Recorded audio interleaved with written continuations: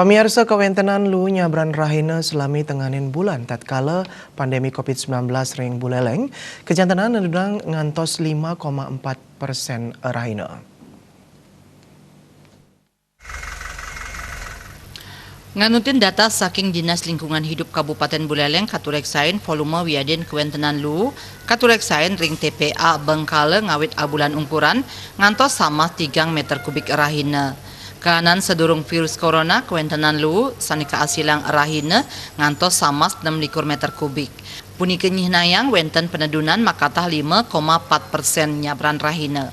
Kepala DLH Buleleng Putu Aryadi pribadi mausang penedunan inucap memargi sangkaning makudang-kudang pidabdab liwire medalnyane kewijakan Bupati Buleleng inik puatesan operasional ring pasar kampus miwah sekolah libur sataler pemargi work from home.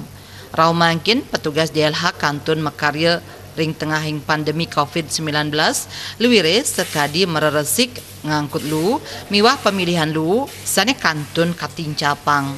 Nanging wantah kelaksanayang antuk galah mekarya saking pamikarya harian lepas sampun kasiaga yang becik. Petugas kami di TPA Bengkale, jumlah sampah yang masuk ke TPA Bengkale kurang lebih rata-rata perharinya 403 meter kubik. Sedangkan situasi normal sebelum pandemi COVID-19 rata-rata sampah masuk ke TPA Bengkale ini kurang lebih 426 meter kubik. Ini terjadi penurunan kurang lebih 5,4% dari kondisi normal.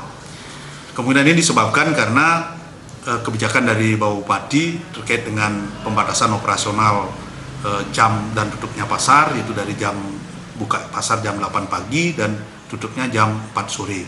Yang kedua ada sekolah libur, termasuk juga kampus libur, banyak mahasiswa yang pulang ke kampung halaman masing-masing. Masuk juga yang keempat itu kantor-kantor dinas itu banyak bekerja dari rumah. Rau mangkin rasa eling krame antuk nyaga kresikan pelemahan saya nincap. Kepanggih taler kahanan widangan kota samput sayan resik tur asri. Komang Yuda Bali TV.